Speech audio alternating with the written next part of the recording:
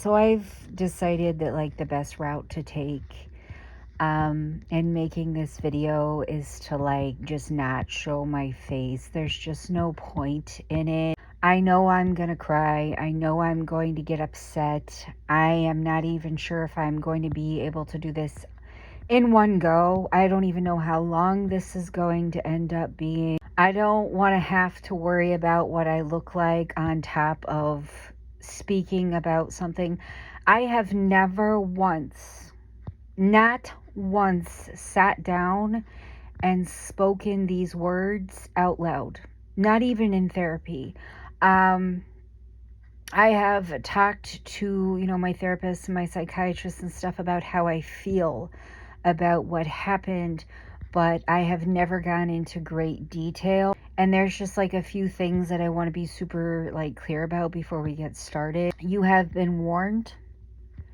You've been warned. I swear to God, if I see anybody in my comments saying this ruined my day, you've been warned. And it probably will. This will probably ruin your day. It will probably ruin your next couple of days, to be honest, and you've been warned. You've been warned. And if you whine about it, I swear I will literally just block you. Do not give me any kind of legal advice. This happened 13 years ago. I do not care what you believe. I coulda, shoulda, woulda done. I do not care. I absolutely do not care. And if I see it, I don't care how much I interact with you in my comments, how much I like you, all of that. I'm just going to block you. This is a story that I am choosing to tell with massive, massive boundaries. And it's like, you accept that or you stop watching. That sounds hateful, but I genuinely in this like situation don't care. And like I said, I really don't know how long this is going to take me. So you may as well sit back, relax, and be ready to cry. We'll cry together, honestly. I absolutely know that I'm going to, especially considering that I can't even fucking like think about it without crying. So here we go. I suppose that we should start from the very beginning. The date was September 1st. 2010, and I know that because of the timeline of events. So I was laying in bed and the sun was coming up, and I'm not even sure if I had even went to bed at this point. I just know the sun was like orange in the sky, you know what I mean? And I saw my sons move in my belly for the first time. Now I know you're probably thinking, what the hell, you were not that pregnant. I was 21 weeks along and there were 2 babies in there, and I saw my belly move for the first time ever that morning. And about 5-10 minutes later, I got a cramp and I decided to get up and go to the bathroom. I just excessively would check. Every time that I would get a little bit of a cramp, I would go to the bathroom and I would check. I would wipe and I would check to see if there was anything. And that's because like I had a history of miscarriages. And there it was. There it was. Use your imagination. There it was. I started to panic, and my ex-husband and I flew to the hospital. I got inside and I remember getting really flustered with the lady working the front desk because I felt like she wasn't moving fast enough, I felt like, this is an emergency, what are you doing? And when they finally took me upstairs, I felt like the nurses up there kind of had this very casual, attitude about it, like, what are you doing here? You're 21 weeks pregnant. Like, what are you doing here? But in the state of Florida, and I don't know about anywhere else, but in the state of Florida, once you hit 20 weeks in your pregnancy, you don't go to the emergency room for that shit. You go up to the maternity ward. And I get upstairs and I had this nurse that had super curly hair, and she had me lay down in the bed, and I looked at her and I was like, I have to get up, because all of a sudden I felt like I had to use the bathroom. Like I felt like I was going to be sick. So she's like, yeah, all right, go ahead. And I get up and I go into like the little private bathroom in my room and I sit down and I feel a pop. And I stood up and the toilet was just red. It was just red, the whole bowl. And the nurse, I started screaming and the nurse ran in and it was like instantly all of the color in her face was gone. She was just pale. She was just Snow White. And she started to stutter really badly. I am genuinely afraid that I may have traumatized her a little bit.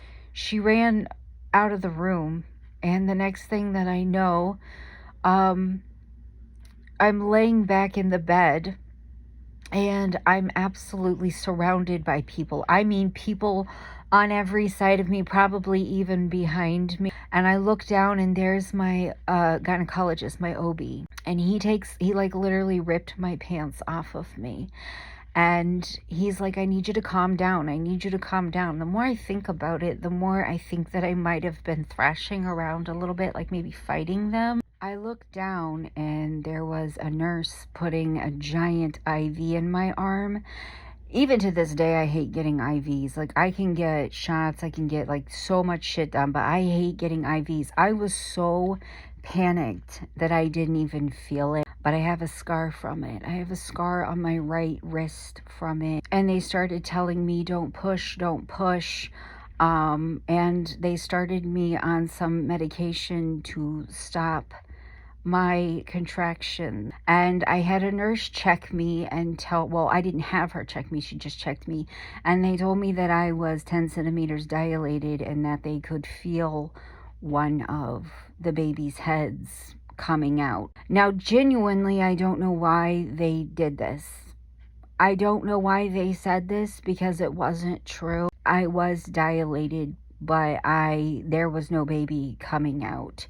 I have something that is called an incompetent cervix. It is where my cervix struggles to hold one baby, let alone two. And it had been slowly opening for several weeks, and I had cramps and stuff, and every time that I would bring it up, I was told, you're pregnant, your uterus is stretching, you're pregnant with twins, like it's perfectly normal, blah, blah, blah. And I never had any spotting or anything like that, so I just took their word for it. I laid there for hours and nothing happened. Nothing happened. I laid there with my water broken for hours and nothing happened. And like slowly the room cleared. Like people just left. The nurses calmed down. The doctor calmed down. But it was explained to me by a nurse in a very cold, heartless manner. It was explained to me by a nurse.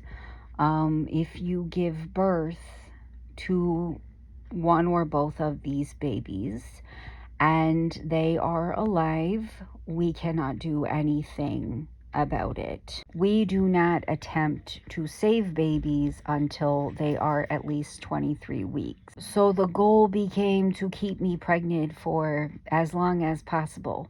And when I tell you that this was a first for so many people, this was a first for my doctor, this was a first for my nurses, but this is a very common thing, unfortunately. Women having their water break too early and having to be like bedbound, like stay in bed to stay pregnant for as long as possible. And I was told that once you make it to a few days past 23 weeks, we will send you out of here and you will go to Orlando Hospital, where they will take care of you and let you stay pregnant for as long as possible so that your babies have the best chance and the best chance of survival. Eventually, there was a woman that came in and did an ultrasound on me so that they could see exactly what was going on in there. And we had found out that one of my son's sacs had ruptured, his water had broken, but the others had not. And because he was so small, and there was barely any fluid in there. They could not find a heartbeat. They thought that he had passed. And not only that, they thought that he was a she. Like, he was so scrunched up in there with his legs shut tight that they genuinely thought that he was a girl. They thought that he was a girl. They could not find a heartbeat on him. So I laid there for 2 weeks, believing that I had one deceased baby in me, and he had to stay there so that the other one could thrive. But my doctor did tell me, if you do end up giving birth to the one baby, we will attempt to stop your labor after he is born. At the time, they believed him to be a she, and we will stitch your cervix shut and keep you pregnant for baby number 2. So that was the plan. My doctor was going to try everything that he could to save these little boys. And all I had to do was lay there and let them. All I had to do was lay there and let them. I laid there for days on an all liquid diet. I don't know why. I still don't know why. Like, they wouldn't let me have solids for like 3 or 4 days. All I was allowed to have was like popsicles and ice. I had an IV drip of antibiotics the entire time that I was there because, one of them they believed to be deceased, and his water absolutely was broken, so I was at a risk of infection. My cervix was open, all that, and for 2 weeks, I didn't move. For 2 weeks, I did not move. They came in the room and they put pumps on my legs to make sure that I did not get a blood clot. I mean, I had to use a bedpan. The nurses would put this cap on my head that it was like a shampoo cap. It was the most disgusting thing. It was the most disgusting thing. And they would like outright tell me, like, you're not going to feel like your hair got washed. It's just probably going to make it greasy, but it may make you feel better. I had to get bed baths for 14 days straight. My ex-husband stayed with me the entire time. He was the one that helped me with my bedpans and everything. On September 14th, I had made it to a little over 23 weeks. I had made it to a safe spot where if they were born, they would have a little bit of a chance at life. And this is where the story's gonna take kind of a darker turn. The ambulance came to get me, and I had to ride from Daytona Beach to Orlando, Florida. And that was, I can't remember how long of a ride it was, but I want to say it was around an hour. Don't quote me. The entire time I was in the back, strapped down to like an ambulance gurney, and I was being thrown all over the back of that ambulance. By the time that I had made it to the hospital, I was having contractions, and the doctor was like, you're just probably agitated from your trip, blah, blah, blah. I understood, I got that. I ended up in a wing of the hospital that was specifically for women like me, women that were like high risk pregnancies, women trying to stay pregnant, women with very, very, high, how do I explain it? Like, they're with their babies in distress, they're in distress, these are life or death situations. I ended up in a wing of the hospital, specifically for, pregnancies like mine. And the amount of relief that I and my ex-husband and my OB and all those nurses that took care of me felt over me being there, I feel so stupid about it now. When I got there, I had not walked in 2 weeks. I had not walked in exactly 14 days. And they told me, you're going to get to rest the first day that you're here. But You absolutely are going to be getting up. We make our girls get up and walk. You will be getting in the shower. You are not going to be staying in bed while you are down here. You're not doing it. And that just did not sit right with me at all. Very early on the 15th, I had this ultrasound technician come into the room, and she was ordered to do an ultrasound on both of the babies and to see what was going on in there. She was so rough on me. She was so rough on me. She caused me to be in so much pain. She was pushing so hard on my stomach, trying to get an absolutely perfect view of both of these babies. I could not believe it. I literally started crying. I was like, you're hurting me. You are hurting me. And I started to have cramps very, very, very badly. Like, I mean, she was shaking me. She was stabbing me so hard with that ultrasound wand. And I kept telling, and the whole time that I was in the hospital, I was hooked up to a monitor, to a contraction monitor, to a heart rate monitor, everything like that. I started to have very, very, very bad cramps in my crotch and in my back. And I told the nurse, I said, I really think that she's making me have, like, she made me start to have contractions. And the nurse was like, well, nothing's showing up on the monitor, so I think you're just being a little bit paranoid. They were incredibly cruel at Orlando Hospital. They were incredibly cruel. Before you say it, I looked into getting a lawyer. My ex-husband and I did, and every person that we called basically told us that there was nothing that we could do about this. They wouldn't even know where to start with it. My cramps got worse and worse and worse, and I started to cry a lot. And I kept telling the nurse, this doesn't feel right. Something is going on. This doesn't feel okay. And she kept coming in the room and standing at the end of my bed and saying, I'm going to need you to calm down. You're upsetting the other women on the floor. Eventually, I was screaming and howling in unbelievable amounts of pain. I was in full-blown labor, and I kept begging for them to listen to me. Please, please listen to me. I am in labor. I'm in labor. Something is going on. I started to feel something in my crotch. I started to feel something in my crotch, and nobody would listen to me. Nobody would listen to me. The nurse yelled at me to get up and get into the shower. So I go into the shower with my ex-husband, and I'm sitting on the shower chair, and I'm just sobbing, just screaming, crying because of the amount of pain that I was in, and I could not get anybody to listen to me. Every nurse that I talked to was just scoffing at me. They were like, you're being a little dramatic. There's nothing showing up on the contraction monitor.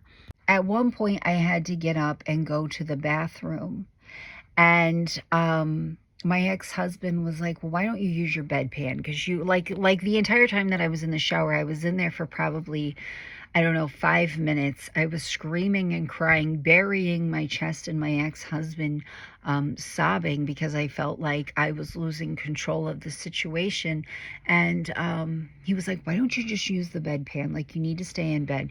So I did this while the nurse wasn't in the room to yell at me, and I felt this gush, and I thought, man, that really seemed like a lot of pee, and I really didn't feel it come out. I now recognize that it was probably my water breaking for a second time. I recognize that it was my water breaking for a second time.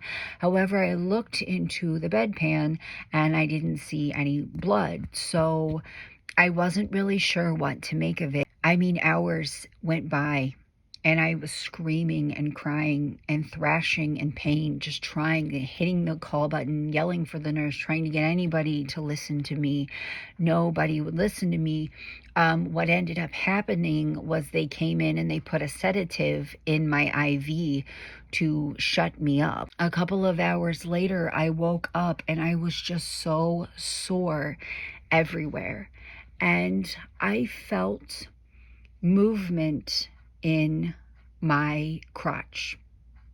I felt movement in my crotch, and they told me the entire time that I was in there, like we have to keep this area clean, like, you know, obviously we don't want to introduce bacteria to the babies, blah blah blah. Oh, did I tell you guys that during the ultrasound, I don't know if I brought this up, but during the ultrasound they had found a heartbeat on the twin that I had been told for 2 weeks had passed. They found a heartbeat on him, so that was great news, right? Well, I'm laying there, and I threw everything that they told me out the window, and I put my hands down there, and I felt something. I felt something between my legs, and I got on the call button with the nurse, and thank God there had been a shift change. And I yelled over the call button, there is something coming out of me. And this new nurse comes in, and she takes my sheet off of me, and she opens my legs, and she looks down, and the color just drained from her face. She was pale. And the next thing that I know, they were flying down the hallway with me towards the OR. So what had happened was I was in labor, and my son was working his way out of my body. Not only was he breech, he was also coming out cord first. So what I felt when I reached down there was either his cord or his foot. And I ended up within, I'm not even kidding you, 30 seconds, I was in an operating room. And there was so much commotion going on around me, just so many people. There was probably 20 different people in the room, doctors and nurses and specialists, just ready to go.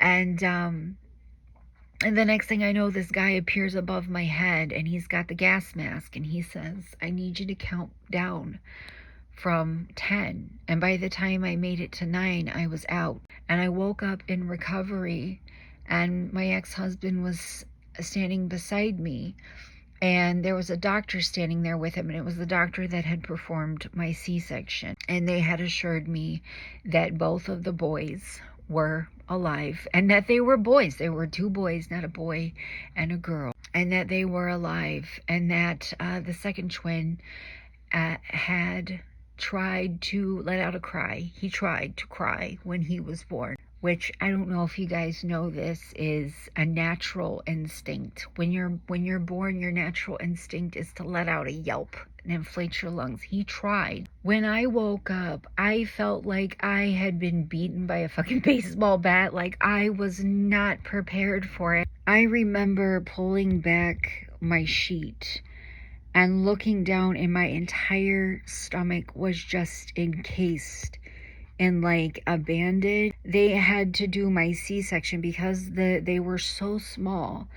They had cut me from my belly button down to my pubic bone, and that is what is called a classical C-section, and it is done only in dire situations where they have to get the babies out as quickly as possible. And they were so small that was the quickest way to do it. They basically unzipped my abdomen like a purse. I had this nurse, and she was from Australia, and she told me, you know, we're going to go into the ICU and we're going to see your babies, but I'm going to warn you that this is a level 3 NICU. This is for the smallest of the small babies and the sickest of the sick babies. And we're going to walk in there, and it's going to be very, very dark, and it's very, very cold. And the incubators are pretty much the only light source in the room, and all of them have blankets over top of them that look like tiny little coffins. I'm just going to warn you that you're going to see a lot of little babies that look like, and this was her words, not mine, they look like little skinned rabbits. I'm going to warn you. And I didn't care. I wanted to see them. I did not care. The first baby that we saw was Angelo. And he was struggling a lot. He was the baby that had his water broken. He was 1 pound, 4 ounces. 11 and 3/4 inches. And if you think that you can imagine how small that was, I don't think that you can. Imagine how much a loaf of bread, like a loaf of white bread from the grocery store weighs. That's how much he weighed. And he was just black and blue, just covered in bruises because his heart kept stopping and his lungs kept collapsing. And he kept going into cardiac arrest. He had just already been through so much. He had just already been through so much because of, having his water broken for, 2 weeks. He had already been through so much. He had already, been wedged in the birth canal for hours, coming out breech, having his oxygen cut off for hours at a time because nobody would listen to me. His lungs kept collapsing. He kept going into cardiac arrest. And the doctor looked at me and he just outright told me, I think he's trying to die. I don't think that he wants to keep going. And I need your permission that if he goes into cardiac arrest again, that you will let him go. I need you to find a shred of humanity and love and sign a DNR on him, because it's not humane to keep doing this to him at this point. My ex-husband and I talked about it for probably an hour before we decided that we would. I remember walking in and looking at him and thinking, he's not going to make it. I mean, he was just, because they were so premature, his skin was paper thin.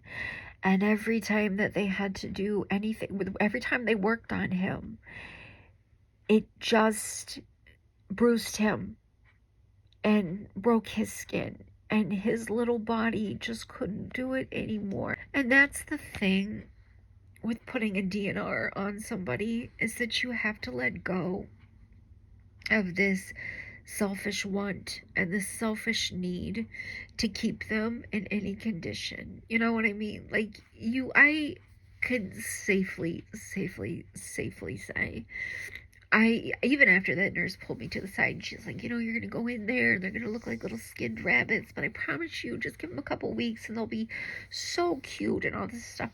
I thought that they were beautiful and perfect, and I didn't care. And I can honestly tell you that the first time that I saw them, my heart just soared, because it was the first time that I had ever truly felt love. I just felt this like indescribable burst in my soul, and it was love. This is what true love feels like. This is unconditional, to the depths of your soul love. And it was the first time that I had ever felt that. It was probably not even 15 minutes later.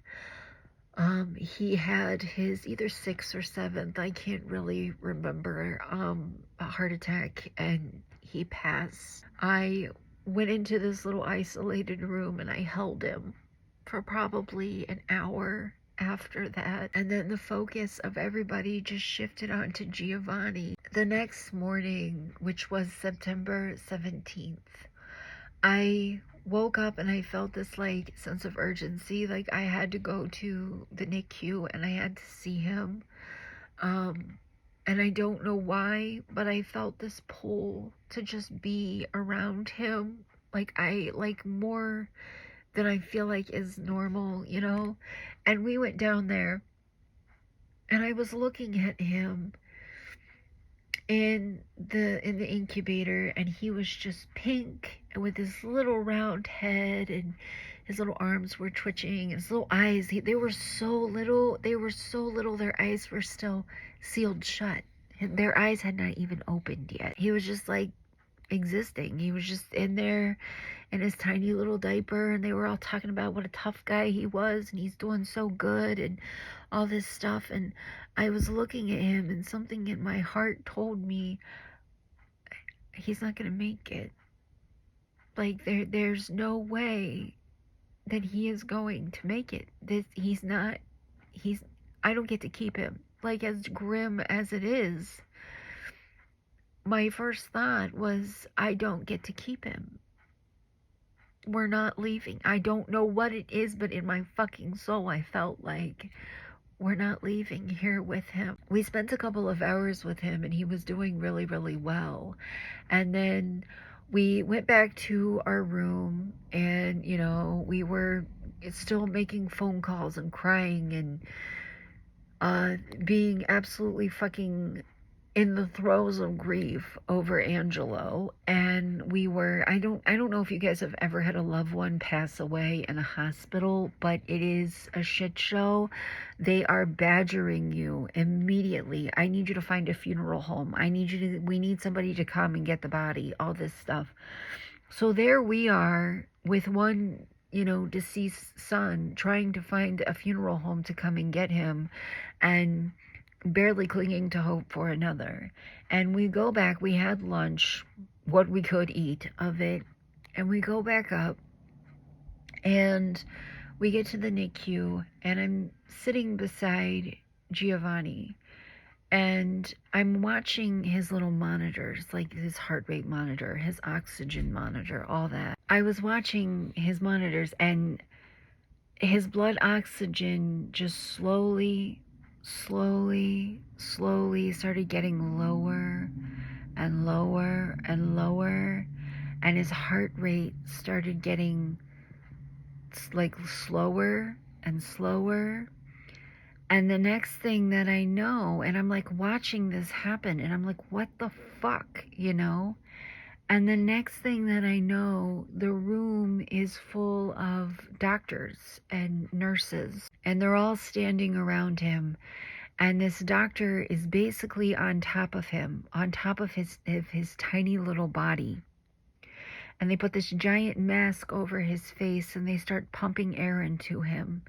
And the doctor starts doing like compressions on his chest. And while he's doing this, he's looking at me. When I tell you that the room was moving so fast, but so fucking slow at the same time, like everything was so silent, but so loud at the same time. And it just felt like they were so big and I was so small. And it was like there was a spotlight on him, but he was so tiny, and there was all these people working on him. He had this giant mask over his face. They're pumping air into him. The nurse is looking at his vitals. His little arms were just flailing, and the doctor's looking at me, and he's like, you can stop all this. He's making eye contact with me as he's doing compressions on Giovanni. He's making eye contact with me while he's doing chest compressions. And he says, everything that I am doing is causing irreversible damage. He is never going to be the same. I want to spare the details, but there was a lot of blood coming out of his nose, coming out of his mouth. And he was suffering from a brain bleed. And it was like the highest, it was like a grade 3 or grade 4, I'm not sure. Whichever one the highest one is the one that he was having. And they worked on him for probably 20 or 30 minutes. And the doctor kept saying, please let me stop. I can't stop until you tell me to stop. I'm not allowed to stop unless you give me permission to. And he's beating on his chest, and they're pumping him full of stuff, and they're just doing everything. There were so many people working on him. He was 1 pound 6 ounces, 12 inches long, barely bigger than his brother. And there were so many people working on this tiny little boy. And the doctor kept pleading with me, please, please, please let me stop. Please let me stop. You're hurting him. You're hurting him. My ex-husband would try to speak, And they would look at him and then look back at me because they didn't give a shit what he had to say. They wanted me to tell them to stop. When you're put into a position to have to let someone go, when you're put into a position to have to tell someone, okay, you can stop now. You have to let go of this selfish want and need to keep someone in any condition you do. You have to let go of this I don't care that he'll never have a full life. I just want him. You have to let that go, and it's one of the hardest fucking things there ever could possibly be. And the doctor kept telling me he's never ever gonna live a full life. He will never live a full life. He will never walk. He will never talk. He is probably going to be deaf and blind. He will not have any quality of life. And the doctor kept telling me this is inhumane. Please, please let me stop. And I did, like, of course I did, or I wouldn't be telling this story right now. But it took me a while, probably like an inhumane amount of time, to be like, yeah, go ahead. They took all his tubes off, and they all just backed off. They all just put their hands in the air, and they just backed off. And it probably took another 20 minutes of just laying there and waiting. Just laying there and waiting for his vitals to flatline. And it was the shittiest thing I've ever witnessed in my life. When they finally called it, they picked him up and they brought him to me. And I held him for a very long time, till he was cold. And they brought Angelo up from the body freezer. There's no way else to put it. But they brought him up from the body freezer and they handed him to me because they wanted me to be able to hold them both at the same time. And I will say, it is wild to me that the first time in my life that I had ever smelled death was on my own son. I'll never forget, they had him wrapped up in this hospital blanket with this little hat on. And I was adjusting his blanket, and the smell just kind of wafted in my face a little bit, and he was stiff. And I didn't care. I didn't care. I did not care. I didn't care. It caused me, I'm very glad that I saw them, that I held them, because there's a lot of people that don't, and they have regrets. It is an important part of the grieving process, but for a long time, for years, I would have nightmares that I lost them, like in the woods or in water, and I was looking for them. And what I was looking for, like when I found them, they looked how they looked in that moment. Like it imprinted on me in a very, very like hard way to explain or to understand. I'll never forget leaving the hospital and being wheeled down this giant hallway towards the parking garage. And I had this little box in my lap, and it had everything in it. They took their handprints, their feet prints, they gave me their blood pressure cuffs, everything that had touched them. They gave it to me. They gave me their shampoo. They gave me anything that had their name on it. Those nurses gave it to me. They gave me their blankets, even though they had blood on them. They gave me their hats. They gave me everything to hold on to. And I remember thinking, this is the shittiest fucking thing in the world. How am I gonna get through this? My ex-husband and I rode home in just absolute silence. And I'll never forget pulling up in front of our house and just sitting there holding this little box and thinking, I can't fucking believe that this is it. This is it. This is it. We left here 2 weeks ago with me pregnant, and we're coming back empty-handed. And that's that. The entire time that I was in the hospital, I kept thinking this has to be, like, I think you see that shit in movies, you see it on television shows, you read about it in books, but I lived a scenario where I just kept thinking this has to be a fucking nightmare. I have to wake up, wake up. I would lay there and I would stare at the ceiling and I would think, wake up. This has to be a fucking nightmare. There's no way that this was real. I would literally, like, lay there and stare at the ceiling and cry and think, this has to be a fucking nightmare. And I became the most hateful, awful person because of this. I became an absolutely irate, vile fucking human being for this. I was so pissed off and angry all the time at everyone. I would get angry at the sun for rising and setting. How fucking dare the days keep moving on? How dare the earth keep spinning when my fucking life is falling apart? I would get angry watching people walk down the street. How dare you smile when my world is falling apart? Like, I was the most angry fucking person. And I think one of the worst things that I ever did was try to be stronger than I was. I feel like one of the worst things I ever did for my grieving process, one thing that held me back from healing, was trying to be stronger than I was and stronger than I needed to be. I feel like it literally fucking poisoned me. I feel like it poisoned me. And it created this, like, very hateful human being that I now don't even recognize. The ignorance that I faced after they passed was absolutely disturbing. I have had people tell me, oh, you should be thankful that that happened, because my God, could you imagine your life with 4 boys? Yes, I was 21 years old when this happened.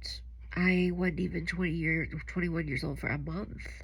I don't know who I would be had they survived.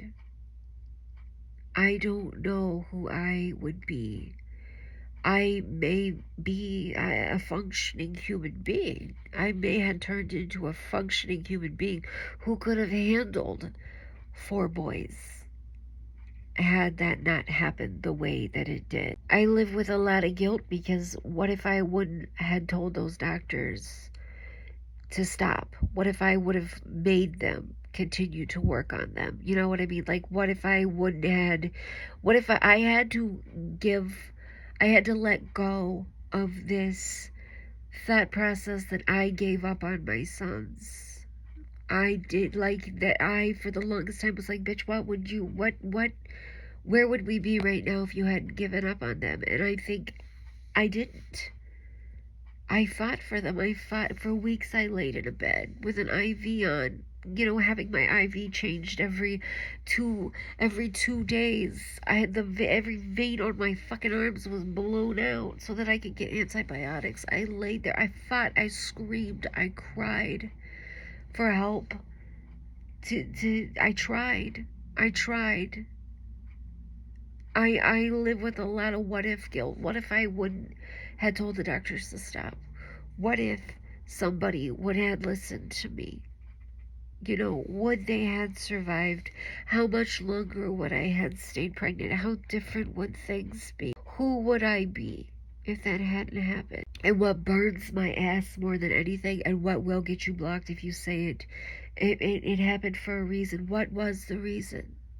They knew nothing but pain the entire time that they lived. Their short lives were nothing but pain. It destroyed me. It absolutely destroyed me. It destroyed my ex-husband. It destroyed my marriage. It changed me. I probably have fucking brain damage from the amount of trauma that it put me through. I go to therapy because of it. I take medication because of it. It's been 13 years. And nothing good came from that. What good came from that? And I famously I'm an atheist. I'm an atheist. And I remember laying in that fucking bed for 2 weeks, and there was this picture at the foot of my bed on the wall, and it said, "Help is a prayer away." And guess what? I'm an atheist. I have been an atheist for all 34 years I have walked this planet. I was raised by atheists, and I prayed. I prayed. I prayed and I prayed. My God, if there's anything out there, I don't care if it's a Christian God or whatever. If you can help me, help me. I prayed. My grandmother's churches prayed for me. My mother, my dad, who are atheists as well, prayed. And it was all for nothing. What? I cannot say to it, well, it happened for a reason. The reason was there was no reason. The reason was there was no reason. When I hear people say things happen for a reason, I hear them saying some good came out of it. No good came out of that. I got pregnant with my oldest, with Mr. E. I had the twins in September, and they passed away at 1 and 2 days old. I got pregnant with Mr. E in December. Before they were even supposed to be born, I got pregnant. I found out the day that they were due. The day that they were due, I found out that I was pregnant with Mr. E. I was in New York with my ex-husband, and we had spent all of December up there just with his family. And I was planning, I had been hoarding medication. I planned on when we went home, I was going to unalive myself.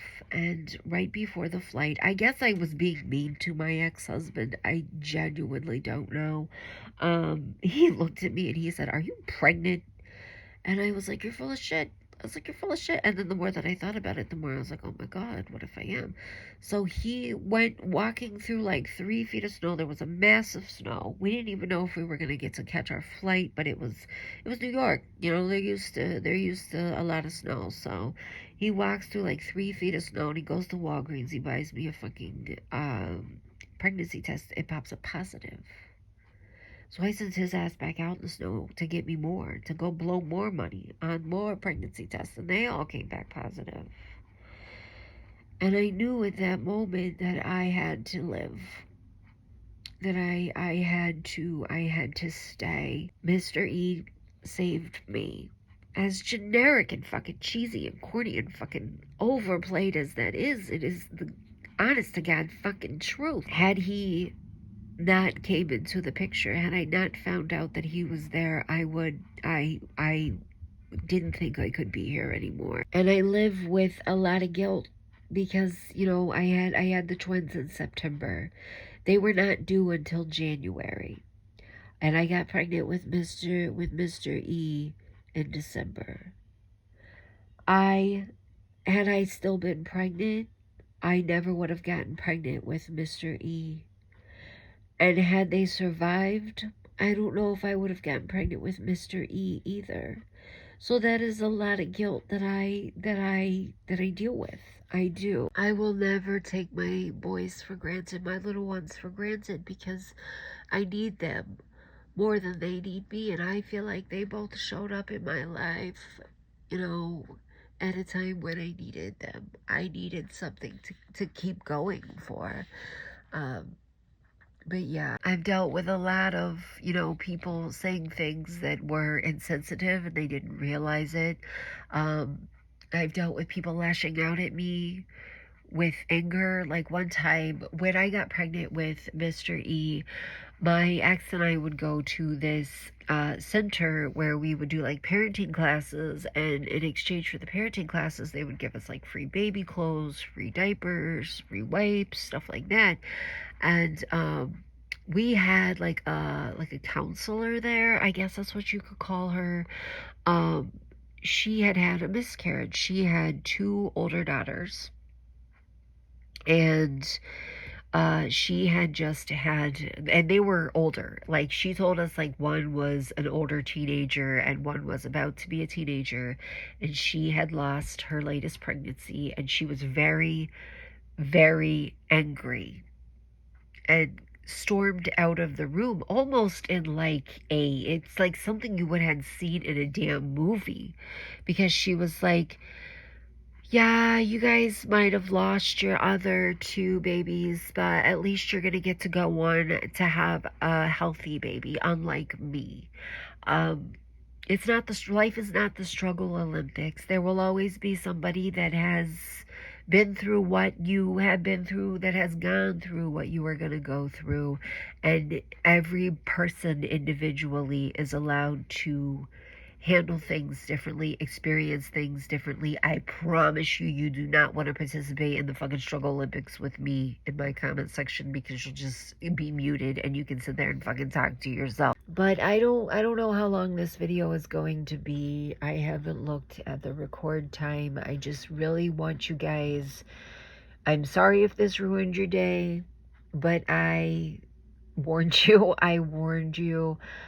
Please don't give me legal advice. Please don't give me advice on grief. Please do not get religious in my comments, because I will simply, full stop, block you. You will be muted, and that will be that. There is all there is to it. I have spoken about my sons before on social media, but never gone into detail and told the whole story like I did right now. And I have heard it all from strangers online when it comes to, you know, what happened to my sons. I have had people steal my TikToks where I have talked about them and they went viral, and repost them for clout.